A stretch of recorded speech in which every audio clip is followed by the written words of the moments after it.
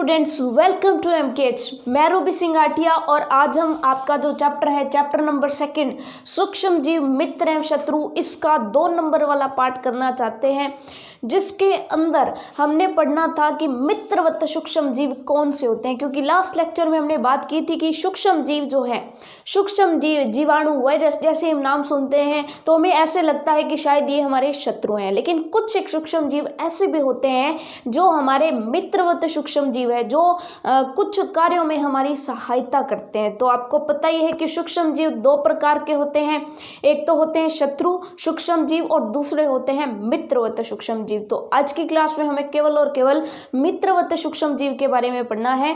शत्रु सूक्ष्म जीव जो होंगे उनको नेक्स्ट क्लास में हम करेंगे, ठीक है। सो चलिए फिर फटाफट से पढ़ते हैं कि मित्रवत सूक्ष्म जीव से क्या तात्पर्य है, कौन से सूक्ष्म जीव मित्रवत होते हैं। तो आप कह देंगे कि जी सिंपल सी बात है, कुछ सूक्ष्म जीवों का उपयोग विभिन्न उपयोगी कार्यों और पर्यावरण को शुद्ध रखने में भी किया जाता है, इन्हें ही मित्रवत सूक्ष्म जीव कहते हैं, ठीक है।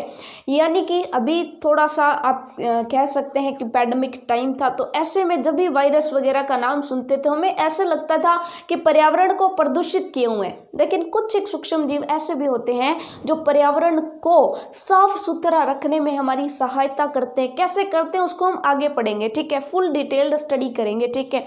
ये चीज़ आपको समझ में आ गई। और इसके अलावा बहुत सारे कामों में हमारी सहायता करते हैं, जैसे दही बनाने में आपको पता है कि लैक्टोबैसिलस नाम का जो जीवाणु है वो दही बनाता है, ठीक है। इसी तरह से एक कवक होता है जिसका नाम होता है खमीर, या जिसको आप यीस्ट कहते हो, ठीक है, यीस्ट पाउडर उसको बोला जाता है या खमीर पाउडर बोला जाता है। उसको जब आप ब्रेड वगैरह बनाते हो, केक वगैरह बनाते हो, यानी कि जो बेसिक देखा जाए तो जो बेकिंग उद्योग है वहां पर उसका उपयोग किया जाता है। तो ऐसे जो जीवाणु हैं इनका उपयोग किया जाता है, तो इन्हीं जीवाणु को जिनको उपयोग किया जाता है उन्हीं को क्या बोला जाता है, मित्रवत सूक्ष्म जीव बोला जाता है। ये चीज आपको समझ में आ गई। तो सिंपल सी परिभाषा, कुछ सूक्ष्म जीवों का उपयोग विभिन्न उपयोगी कार्यों पर्यावरण को शुद्ध रखने में भी किया जाता है, इन्हें ही मित्रवत सूक्ष्म जीव कहा जाता है।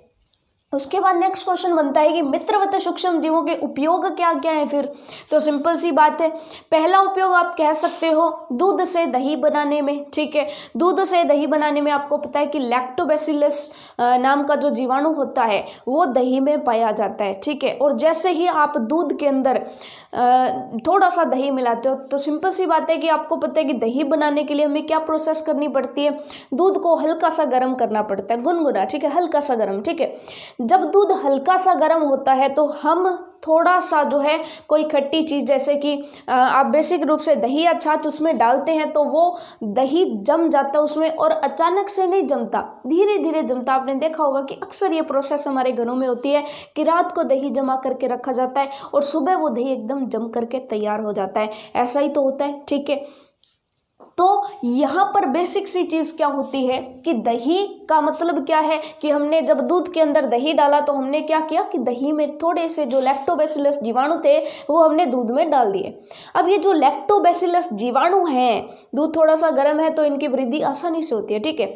ये जो लैक्टोबैसिलस जीवाणु है थोड़े से, वो दूध के अंदर जा करके पूरी रात अपना जनन करेंगे।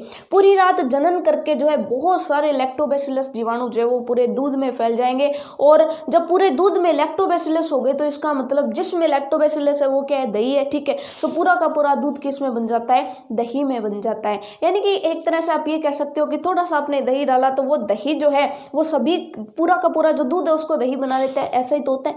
तो थोड़े से लैक्टोबैसिलस जीवाणु जो आपने डाले वो, हालांकि उतने से दही में ही हजारों जो है लैक्टोबैसिलस जीवाणु होते हैं, ठीक है, क्योंकि जीवाणु आपको पता है बहुत छोटे होते हैं, और वो जब पूरे दूध में रात रात भर जनन करते हैं तो सुबह जो है उनका जो है पूरा का पूरा दूध दही में परिवर्तित हो जाता है। ये चीज आपको समझ में आ गई।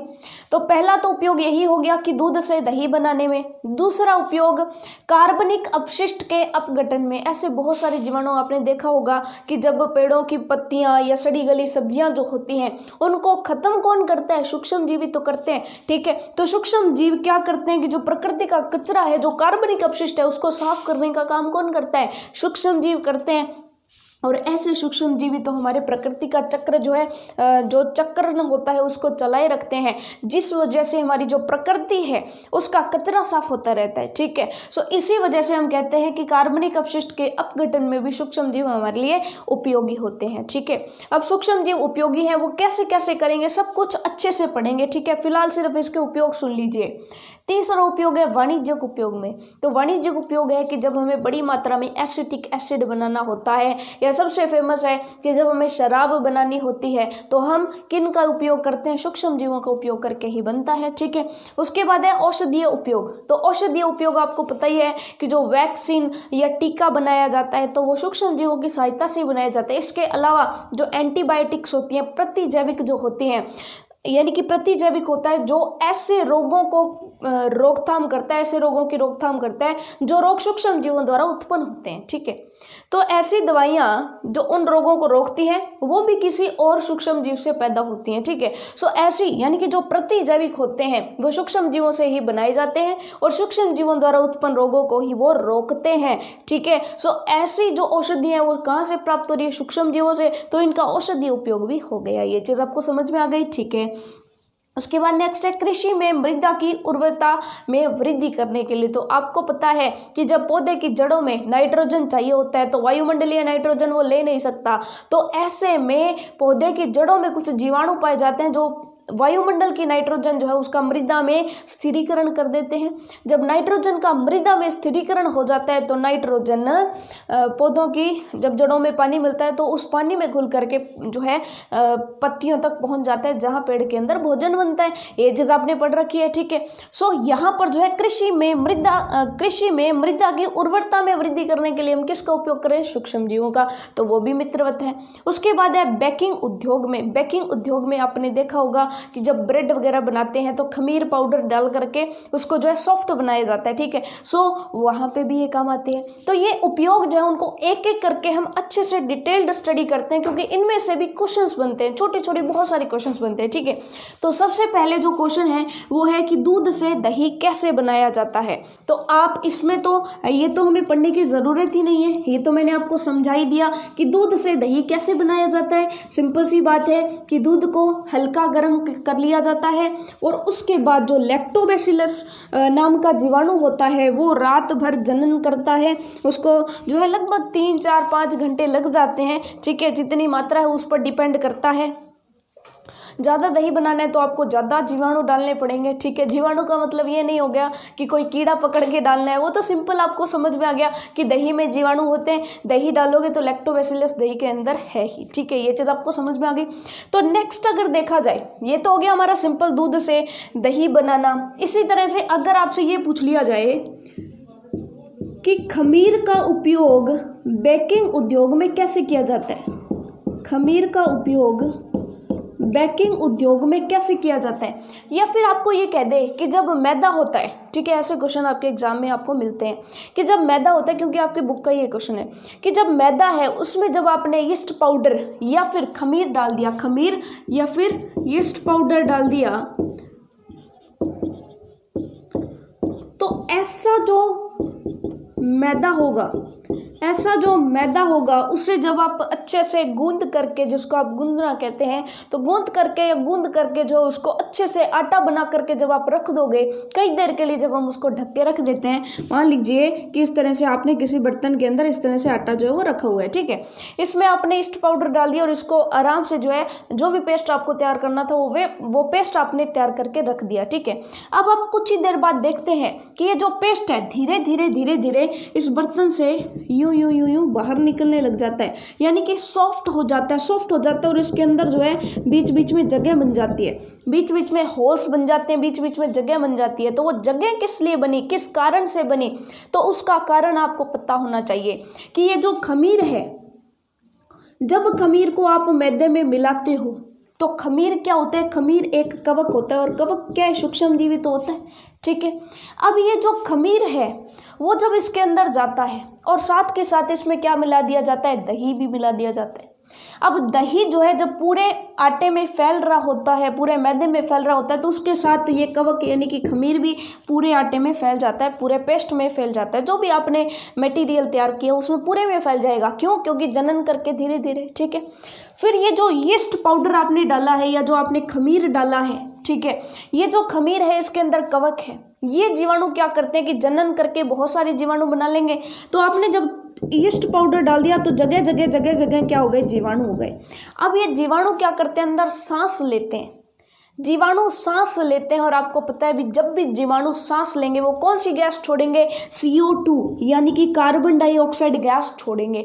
और जैसे ही इसके अंदर मान लीजिए आटे के अंदर बहुत सारे सूक्ष्म जीव छिपे हुए हैं जो कार्बन डाइऑक्साइड गैस छोड़ रहे हैं, तो इसमें क्या होता है कि जगह जगह पर कार्बन डाइऑक्साइड गैस जो है वो आटे के अंदर या जो भी मटेरियल आपने बनाया उसके अंदर स्थान घेरते हैं, ठीक है। और जब उसे आप गर्म करते हो, भट्टी में ब्रेड को सेका जाता है या ओवन में सेका जाता है, तो उसमें क्या होता है कि जब ये गर्म होती है, पहले CO2 फंसी हुई थी बीच में, जैसे ही वो गर्म होती है तो गैस बाहर निकल जाती है।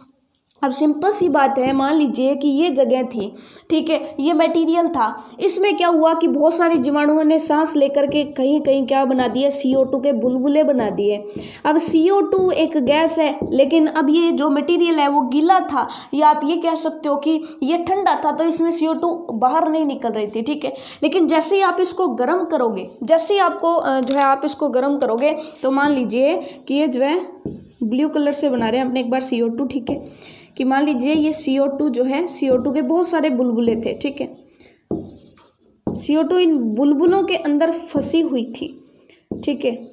और क्या हुआ कि जब जैसे ही आपने इनको गर्म किया, मान लीजिए ये एक ब्रेड है, ब्रेड को जैसे ही आपने गर्म किया तो वैसे ही क्या होगा? ये जो बुलबुले हैं उनमें से कार्बन डाइऑक्साइड गैस निकल गई।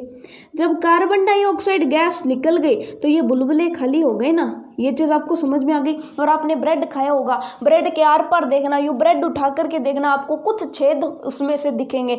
ब्रेड में बहुत सारे छेद आपको दिखाई देते हैं ना, तो वो किस वजह से होते हैं? इसी की वजह से होते हैं। ये चीज़ आपको समझ में आ गई, ठीक है।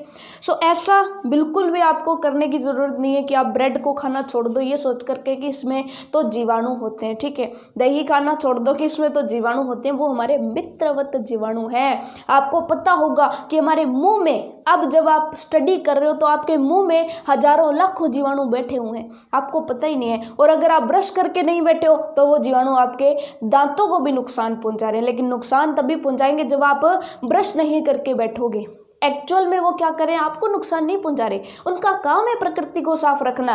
वो क्या कर रहे हैं? आपके दांतों में जो भोजन फंसा हुआ है उसे बेचारे साफ कर रहे हैं। अब जब भोजन साफ किए जा रहे हैं, भोजन को साफ कर रहे हैं, तो ऐसे में अमल निकल रहे हैं, अमल उत्सर्जित कर रहे हैं, और वो अमल जो है वो आपके दांतों को नुकसान पहुंचा रहा है। जीवाणु आपको नुकसान नहीं पहुंचा रहे हैं, ठीक है। ये चीज़ आपको समझ में आ गई। जीवाणु तो अपना काम कर रहे हैं, उनका काम है पूरे वातावरण को साफ सुथरा रखना, ठीक है। चलिए, तो बेकिंग उद्योग में आपको पता चल गया कि खमीर जो है, जो यीस्ट पाउडर है या जो खमीर पाउडर है, वो मैदे के अंदर मिलाया जाता है ताकि वो श्वसन करे। श्वसन करके वो CO2 के बुलबुले बना लेते हैं। CO2 बहुत सारी श्वसन क्रिया द्वारा बीच में फंसी होती है, जब उसको गर्म करते हैं तो वो निकल जाती है और बीच में जो है इस तरह की संरचना बन जाती है, छेद वाली, ठीक है, जो है हमारे भोजन को बहुत ही स्वादिष्ट बनाती है, ठीक है। ये चीज़ आपको समझ में आ गई। सो यानी कि खमीर वाले आटे में भी किसका उपयोग होता है? जीवाणुओं का उपयोग होता है। खैर, ये तो बात हो गई बेकिंग उद्योग में। दो उपयोग हमने पढ़ लिए, दही बनाने में, बेकिंग उद्योग में। अब तीसरा उपयोग हमें पढ़ना है। तीसरा उपयोग है औद्योगिक उपयोग, कि मित्रवत सूक्ष्म जीवों का औद्योगिक उपयोग कैसे किया जाता है। तो देखिए, बहुत ही सिंपल है कि सबसे एक जो ऐसा उपयोग है जो सभी को पता होता है कि जब भी हमें क्या बनानी होती है? अल्कोहल बनानी होती है। जब भी हमें क्या बनानी होती है? शराब बनानी होती है, ठीक है। शराब एक प्रकार की अल्कोहल है, बहुत सारे प्रकार के अल्कोहल होते हैं, ठीक है। सो अल्कोहल बनानी है या शराब बनानी है, या औद्योगिक स्तर पर एसिटिक अम्ल बनाना है। औद्योगिक स्तर का मतलब आप समझ रहे हैं ना, उद्योगों में बहुत बड़ी मात्रा में जब बनाना है तब इनका उपयोग करते हैं, ठीक है। सो बड़ी मात्रा में जब हमें अल्कोहल, शराब या एसिटिक अम्ल बनाना है तो वहाँ पर क्या किया जाता है? एक्चुअल में देखिए जब अल्कोहल, शराब या एसिटिक एसिड बनानी होती है तो ये सारी की सारी चीज़ें किससे बनाई जाती हैं? ये बनाई जाती है जौ, गेहूँ, चावल या फलों के रस से। जौ से, गेहूँ से या चावल से या फलों के रस से, फलों के रस से। तो अब आपको ये समझना है कि सूक्ष्म जीव आएगा, वो जौ, गेहूँ, इनसे अल्कोहल, शराब और एसिटिक एसिड कैसे बना देगा। ठीक है, ये अलग अलग उद्योग होंगे तो उनमें अलग अलग बनाया जाएगा। शराब का उद्योग है तो वहाँ पर इन सारी चीज़ों से शराब बनाएंगे। तो एक्चुअल में यहाँ पर क्या प्रोसेस होती है उसको ध्यान से सुनिएगा कि ये जो मटेरियल है जौ, गेहूँ, चावल, फलों के रस, इसमें क्या पाई जाती है? इसके अंदर शर्करा पाई जाती है। क्या पाई जाती है? शर्करा। और इन पदार्थों में जो शर्करा पाई जाती है, इन पदार्थों में जो शर्करा पाई जाती है, जो सूक्ष्म जीव होते हैं, जैसे कि स्पेशली अगर हम यीस्ट की बात करें, तो यीस्ट इस शर्करा का क्या कर देता है? किण्वन कर देता है। क्या कर देता है? किण्वन कर देता है। और जब इनके अंदर की शर्करा का किण्वन हो जाएगा तो वो क्या बन जाएगी? शराब बन जाएगी।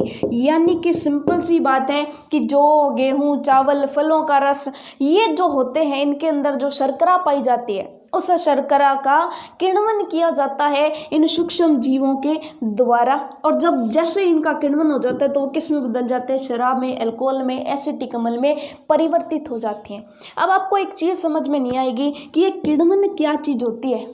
ये किण्वन क्या चीज़ होती है? तो सिंपल सी बात है, जैसा काम दही कर रहा था, जैसा काम खमीर कर रहा था, खमीर वाला मैदा कर रहा था, तो वैसे ही किण्वन भी एक प्रोसेस होती है। एक्चुअल में किण्वन में क्या होता है कि जो जटिल कार्बनिक यौगिक होते हैं, जो जटिल कार्बनिक यौगिक होते हैं, उन्हें बदला जाता है सरल कार्बनिक यौगिकों में। उन्हें बदला जाता है सरल कार्बनिक यौगिकों में। ठीक है, इसको आप ऐसे मान सकते हो, इसको एक सिंपल से एग्जांपल लेके सोचना कि आपने चॉकलेट खाई होगी, डेयरी मिल्क वाली चॉकलेट। तो आपने देखा होगा कि डेयरी मिल्क वाली चॉकलेट होती है, इसके अंदर बहुत सारी बाइट्स होती हैं, उसके अंदर बहुत सारी बाइट्स होती हैं। ठीक है, सो ये तो है जटिल कार्बनिक यौगिक। अब जितने आप भाई बहन हो, आपने एक एक बाइट तोड़ के सभी को दे दी, एक एक बाइट आपने तोड़ दी तो वो क्या बन गया? सरल कार्बनिक यौगिक बन गया। ये चीज़ आपको समझ में आ गई?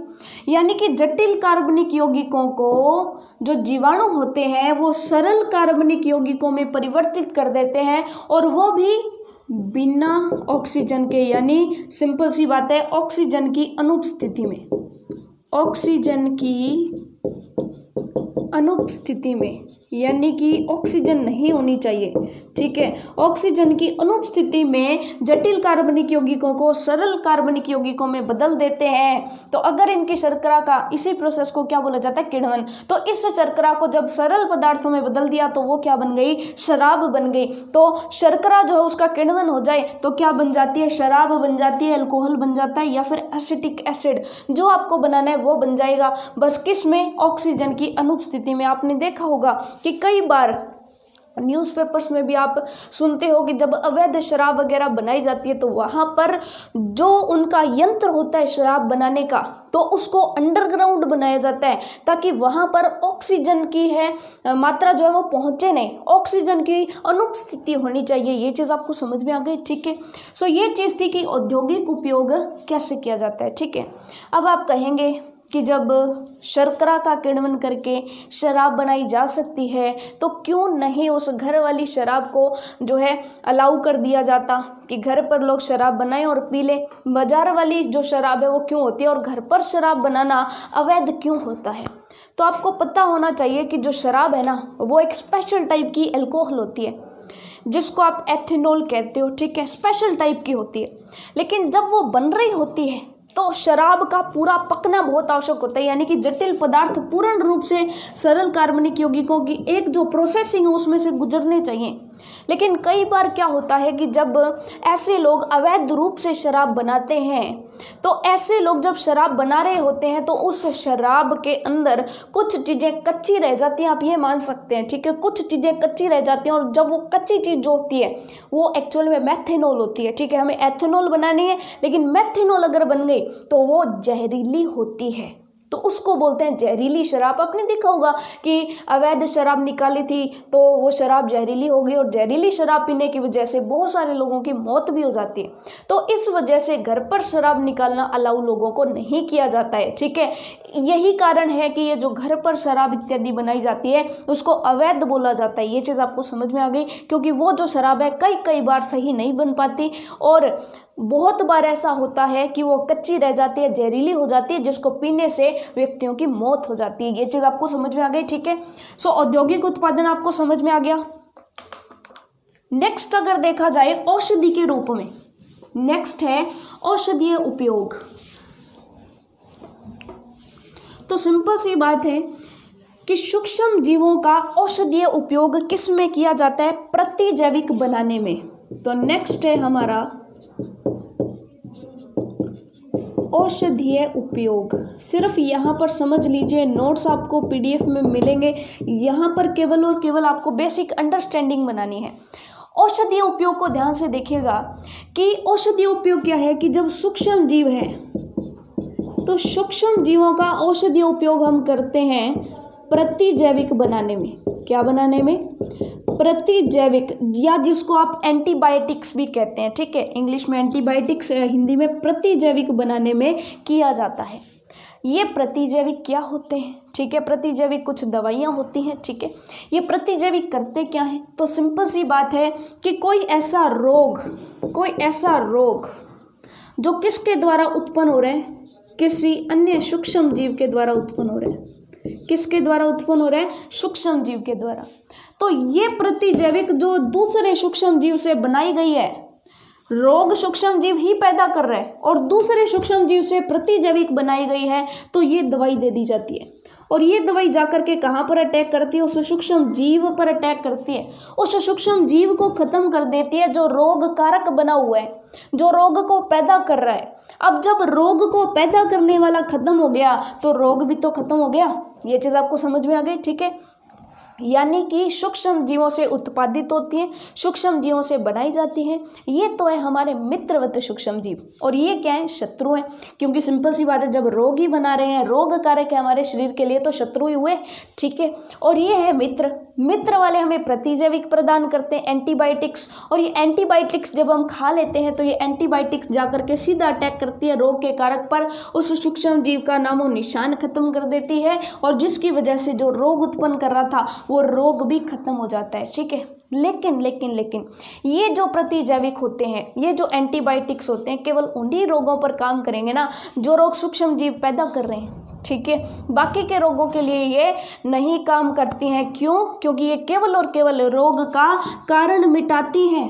यानी कि अगर कोई सूक्ष्म जीव रोग पैदा करता है तो ये प्रतिजैविक काम करेगी, लेकिन अगर रोग किसी और वजह से है तो फिर ये काम नहीं करेगी। ये चीज़ आपको समझ में आ गई, ठीक है। सो मान लीजिए कि सूक्ष्म जीव के अलावा अगर कोई और प्रकार का रोग है और आप प्रतिजैविक लेते हो तो प्रतिजैविक उस रोग में प्रभावी नहीं होगी। समझ में आ गया आपको, ठीक है। सो ये तो हो गया औषधीय उपयोग। अब यहाँ पर क्योंकि अभी हम जो है एक बहुत बड़े संकट से गुजर रहे हैं ना, तो वहाँ पर कुछ नाम आए थे और वही नाम आपकी बुक के इस चैप्टर में भी आए हैं, तो नाम को समझना बहुत आवश्यक है। एक तो आया था इम्यूनिटी, नाम सुना होगा, है ना, सुना शब्द है, इम्यूनिटी बढ़ाइए। इस तरह से आप ऐड देखते हो टेलीविज़न में, मोबाइल में, है ना, फ़ोन मिलाते हैं तो तब भी आती है आवाज़ ऐसी, ठीक है। तो इम्यूनिटी की बात हो गई। एक और बात आती है वैक्सीन या फिर टीका। क्या चीज़ होती है? वैक्सीन या टीका। कोरोना की वैक्सीन बन रही है, टीका बन रहा है, साल बाद आएगी, 1.5 साल बाद आएगी, 6 महीने बाद आएगी, बन गई है, आने वाली है, फ्री दी जाएगी भारत की जनता को। ऐसी चीज़ें आपने बहुत सुनी है ना। तो ये वैक्सीन जो है, वैक्सीन, इसके बारे में हमें पढ़ना है। और इम्यूनिटी, जिसको हम रोग प्रतिरोधक क्षमता भी कहते हैं, रोग प्रतिरोधक क्षमता। तो सबसे पहले तो ये पढ़ते हैं कि इम्यूनिटी क्या होती है। तो देखिए, जब भी कोई शत्रु सूक्ष्म जीव हमारे शरीर में प्रवेश करता है तो उसका सामना सीधे ही जाते हैं किसके साथ होता है, हमारी इम्यूनिटी के साथ होता है, रोग प्रतिरोधक क्षमता के साथ होता है। वो कैसे, देखिए, मान लीजिए कि कोई ह्यूमन बॉडी है, इस ह्यूमन बॉडी के अंदर चला जाता है कौन, सूक्ष्म जीव। अब सूक्ष्म जीव इसके अंदर जाके इसमें क्या बनाएगा, कोई ना कोई रोग उत्पन्न करेगा। लेकिन जैसे ये रोग उत्पन्न करने लगता है, हमारी बॉडी की जो क्या होती है, प्रतिरोधक क्षमता होती है, उसको पता चल जाता है कि ये जो है फलाना फलाना सूक्ष्म जीव अंदर आया है और ये रोग उत्पन्न कर रहा है। बिल्कुल बेसिक लैंग्वेज में आपको जो है यहाँ पर समझाया जा रहा है। तो रोग प्रतिरोधक क्षमता क्या करती है, सीधा अटैक करती है उस सूक्ष्म जीव पर। अगर उसमें इतनी पावर है, अगर वो पहले से इस सूक्ष्म जीव की कोई औषधि जानती है, तो वो क्या करेगी, उसके एंटीडोट देगी, यानी इस सूक्ष्म जीव पर अटैक करेगी। जैसे ही सूक्ष्म जीव पर अटैक होगा, ये सूक्ष्म जीव खत्म, ये सूक्ष्म जीव खत्म तो वो रोग भी खत्म। ये चीज़ आपको समझ में आ गई। रोग प्रतिरोधक क्षमता का मतलब क्या है, रोग से निजात पाने की क्षमता, रोग को रोकने की क्षमता। ये चीज़ आपको समझ में आ गई। तो ये क्षमताएं हमारे पास आई कहाँ से, ये क्षमताएं हमारे पास आई कहाँ से, तो सिंपल सी बात है, ये डिपेंड करती है हमारे भोजन पर, ये डिपेंड करती है हमारे पहले के पोषण पर, और कुछ कुछ तो हमें भगवान ने ही दे रखी है। ये चीज़ आपको समझ में आ गई। तो इम्यूनिटी किस पर डिपेंड करती है, रोग प्रतिरोधक क्षमता पर, ठीक है। लेकिन कई कई ऐसे सूक्ष्म जीव होते हैं जिनकी जो प्रतिरोधक क्षमता होती है, हमारी इम्यूनिटी होती है, उसके पास उन सूक्ष्म जीवों को खत्म करने का कोई इलाज नहीं होता है, मतलब कोई तरीका नहीं होता है। तो ऐसे में क्या करते हैं कि जैसे ही बच्चा जन्म लेता है तो उसे वो वाली वैक्सीन दे दी जाती है, वो वाली वैक्सीन दे दी जाती है। इस वैक्सीन के कारण उस शरीर के अंदर रोग प्रतिरोधक क्षमता उत्पन्न हो जाती है। मान लीजिए, जैसे कि आपने देखा होगा कि आपको बचपन में ही पोलियो वगैरह का इंजेक्शन लगाया गया था, तो आपको बचपन से ही पोलियो का इंजेक्शन लगा दिया गया कि आपके अंदर इम्यूनिटी पावर डेवलप हो जाए कि वो पोलियो का अगर सूक्ष्म जीव अंदर आए तो उसको नष्ट कर सके। ये चीज़ आपको समझ में आ गई, ठीक है। यानी कि एक बार अगर हमने वैक्सीन किसी शरीर को दे दी तो शरीर में रोग प्रतिरोधक क्षमता हो गई। हमारा शरीर जान गया कि इस प्रकार का अगर सूक्ष्म जीव आएगा, आगे से कभी भी आ जाए, उसको इस प्रकार से कंट्रोल करना है। यानी कि अगर कोरोना का वैक्सीन या टीका आ जाता है तो हमें वो वैक्सीन एक बार ही लेने की ज़रूरत पड़ेगी। जैसे बचपन में एक बार ही प्लस पोलियो की दवाई पिलाई गई थी, आज तक हम पोलियो से ग्रसित नहीं हुए। किस वजह से? क्योंकि हमारा शरीर सीख गया कि पोलियो का अगर सूक्ष्म जीव अंदर आ जाए तो उसे कैसे नष्ट करना है, ठीक है। वो किससे हुआ? वैक्सीन से। मैंने आपको ये नहीं बताया कि वैक्सीन क्या काम करती है, हम अभी पढ़ने वाले हैं। मैंने आपको ये बताया है कि अगर एक बार वैक्सीन दे दिया तो हमारे शरीर के अंदर उस प्रकार के स्पेशल प्रकार के सूक्ष्म जीव के लिए तो क्या तैयार हो जाएगी? इम्यूनिटी तैयार हो जाएगी। और वो इम्यूनिटी आगे से जिंदगी भर रहेगी। यानी कि आगे से जिंदगी भर कभी भी वो सूक्ष्म जीव आ गया तो हमारा शरीर सीख गया। यानी कि ये बिल्कुल वैसे ही है जैसे किसी बच्चे को एक अक्षर लिखना सिखा देना, कि एक अक्षर पढ़ना सिखा देना। मान लीजिए कि आपने ए फॉर एप्पल सिखा दिया, अब उसके सामने ए फॉर एप्पल आया तो वो पूरी ज़िंदगी पढ़ पाएगा ना। मान लीजिए कि आपने बी फॉर बॉय सिखाया नहीं और बी फॉर बॉय लिख दिया, तो अब बेचारा शरीर इसको पढ़ेगा कैसे? नहीं पढ़ सकता। क्यों नहीं पढ़ सकता? क्योंकि इसने पहले कभी पढ़ा ही नहीं, पढ़ना सीखा ही नहीं, ठीक है। लेकिन जब इस तरह की वैक्सीन उसको डाल दी जाएगी, उसको बी पढ़ना सिखा दिया जाएगा, तो वो पूरी ज़िंदगी के लिए बी पढ़ सकेगा ना। ये इसी तरह की प्रोसेस होती है। ये चीज़ आपको समझ में आ गई। लेकिन ये जो वैक्सीन या टीका है, ये एक्चुअल में कोई दवाई नहीं होती। वैक्सीन या टीका हम ये सोचें कि कोई दवाई है जो अंदर जा कर के इसमें ऐड हो जाएगी, कि एक टोकरी है जिसके अंदर सभी रोगों की इलाज है, उसके अंदर जा कर के इस टोकरी में बैठ जाएगी। ऐसा नहीं होता। अब पढ़ते हैं कि वैक्सीन या टीका क्या होता है फिर, ठीक है।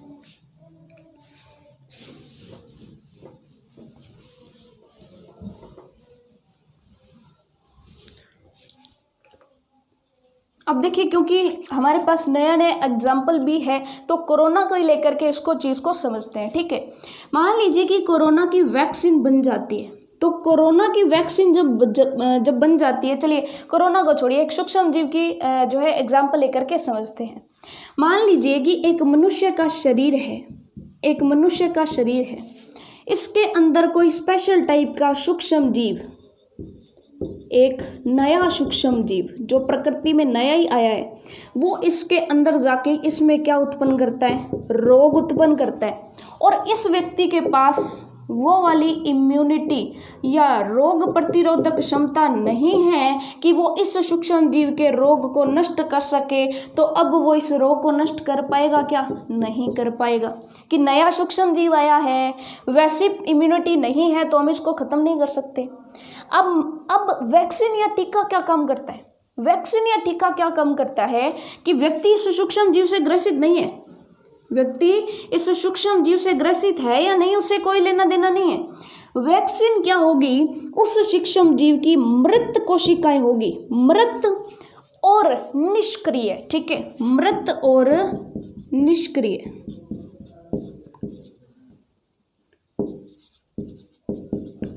सूक्ष्म जीव यानी कि जैसे कोरोना है। अब देखिए इस चीज़ को समझने की कोशिश कीजिएगा, बिल्कुल साफ लैंग्वेज में बोलूँ, यानी कि बिल्कुल ही आसान लैंग्वेज में अगर बोलूँ, ताकि आप बच्चों को समझ में आ सके कि कोरोना जिंदा अगर अपने अंदर चला जाए तो वो हो सकता है कि इम्यूनिटी काम करे ना करे, लेकिन रोग पहले ही पैदा कर दे और 14 दिन के अंदर इंसान खत्म हो जाए, इम्यूनिटी डेवलप करने का टाइम ही नहीं मिला, ठीक है।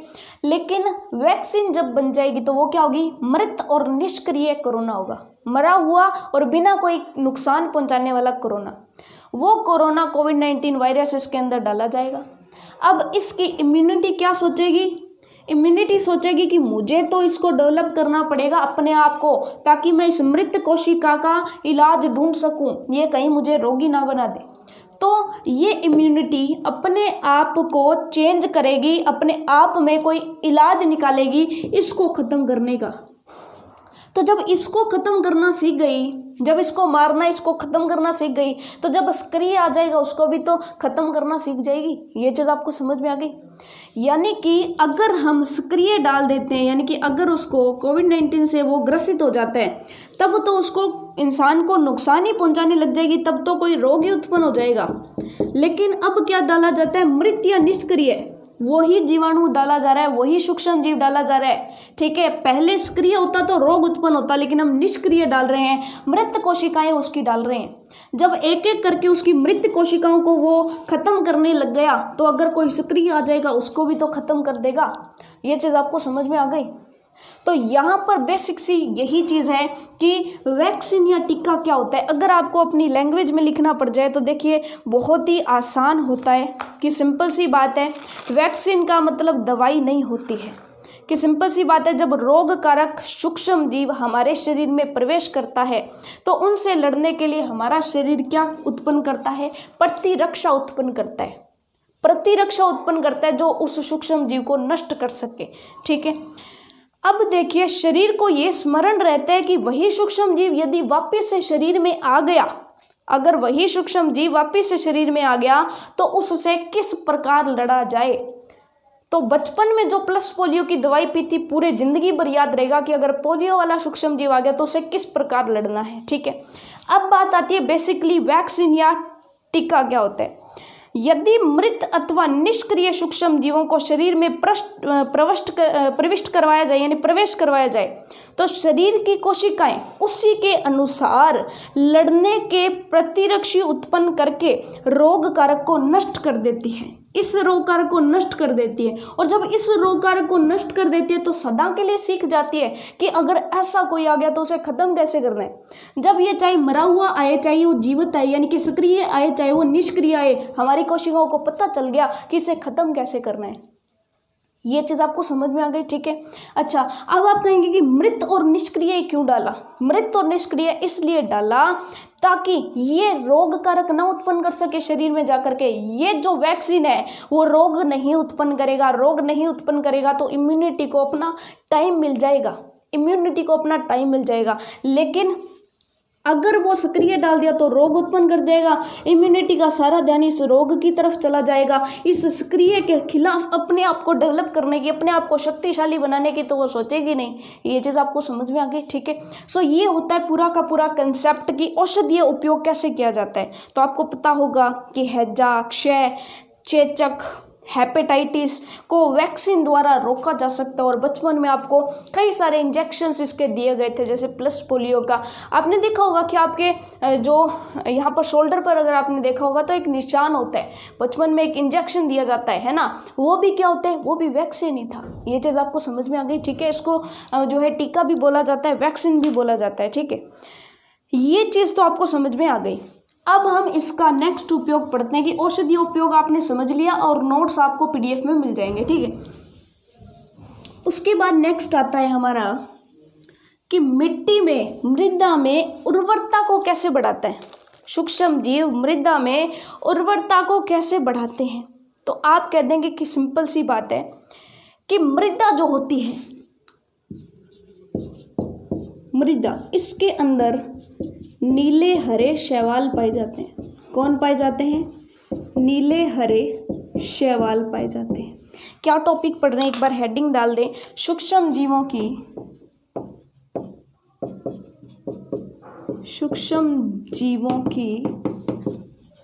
मृदा में उर्वरता वृद्धि में भूमिका, कि क्या भूमिका अदा वो करते हैं। तो सिंपल सी बात हो गई कि हमारी मृदा जो है उसके अंदर नीले हरे शैवाल पाए जाते हैं। और जो पौधा होता है, मान लीजिए कि ये कोई पेड़ है, इस पेड़ को बनाना है प्रोटीन। प्रोटीन बनाने के लिए चाहिए नाइट्रोजन, और नाइट्रोजन जो है वो वायुमंडल में बहुत सारी है, लेकिन ये पौधा उसको डायरेक्ट ग्रहण नहीं कर सकता। तो अब ये पौधा क्या करेगा कि पौधे की जो मृदा है उसके अंदर क्या पाए जा रहे हैं, उसके अंदर पाए जा रहे हैं नीले हरे शैवाल। अब ये जो नीले हरे शैवाल हैं वो वायुमंडलीय नाइट्रोजन को पकड़ेंगे और मृदा के अंदर उनका क्या कर देंगे, स्थिरीकरण कर देंगे। स्थिरीकरण करने का मतलब है कि नाइट्रोजन जो गैस के रूप में था अब वो कुछ और पदार्थों के रूप में बनकर मिट्टी में मिल जाएगा। अब मिट्टी में मिले हुए हैं और मिट्टी में बहुत सारे पोषक तत्व हैं। जैसे ही आप दोगे पानी, पानी कहाँ जाएगा, जड़ों की सहायता से, तने से होते हुए सीधा पत्तियों तक जाएगा। और जल के साथ साथ कौन जाते हैं, पोषक तत्व भी जाते हैं। पोषक तत्व जाएंगे तो नाइट्रोजन पीछे रहेगा क्या, नाइट्रोजन भी चला गया। नाइट्रोजन चला गया तो प्रोटीन बन गए, प्रोटीन बन गया तो काम खत्म हो गया। यानी कि मृदा के अंदर नाइट्रोजन की पूर्ति कौन करता है, ये नीले हरे शैवाल करते हैं। और ये नीले हरे शैवाल क्या होते हैं, तो सिंपल सी बात है, सूक्ष्म जीवित होते हैं। शैवाल और कवक हमने पढ़े थे कि ये सूक्ष्म जीव होते हैं। तो ये चीज़ आपको समझ में आ गई कि सूक्ष्म जीवों की मृदा में उर्वरता वृद्धि में बहुत भूमिका होती है, बहुत महत्वपूर्ण भूमिका होती है। क्यों? क्योंकि ये नीले हरे शैवाल जो हैं वो जड़ों में रहते हैं, मृदा में रहते हैं और नाइट्रोजन का स्थिरीकरण कर देते हैं मृदा के अंदर। ये चीज़ आपको समझ में आ गई। तो ये तो हो गया मृदा में उर्वरता बढ़ाने में क्या भूमिका होती है। नेक्स्ट फिर लास्ट पढ़ लेते हैं कि पर्यावरण के शुद्धिकरण में इनकी क्या भूमिका होती है। पर्यावरण के शुद्धिकरण में इनकी क्या भूमिका होती है। तो ये भी एक पेड़ के एग्जाम्पल से समझते हैं। देखिए बहुत ही बेसिक सी लैंग्वेज में मैंने आपको समझाया है। नोट्स में आपको ये नहीं लिखना है, ठीक है। नोट्स में आपको जो पीडीएफ मिलेगी उसमें से लिखना है, ठीक है। चलिए मान लीजिए आपने मान लिया कि एक पेड़ है,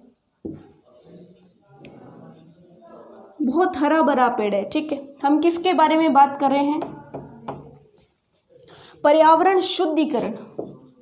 पर्यावरण शुद्धिकरण में सूक्ष्म जीवों की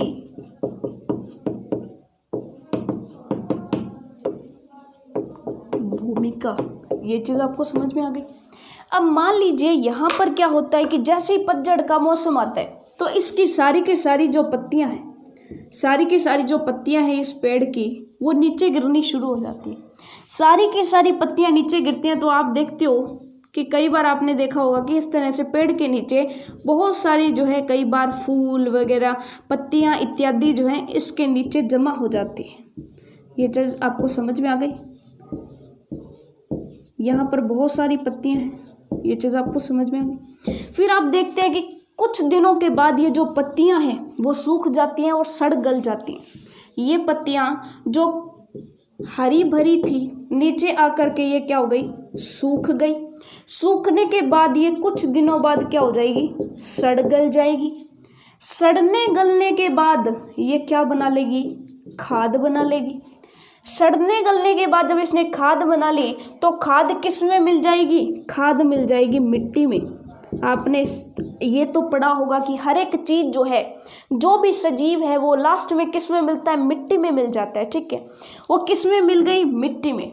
और मिट्टी के अंदर क्या बना लिया, पोषक तत्व बना लिए।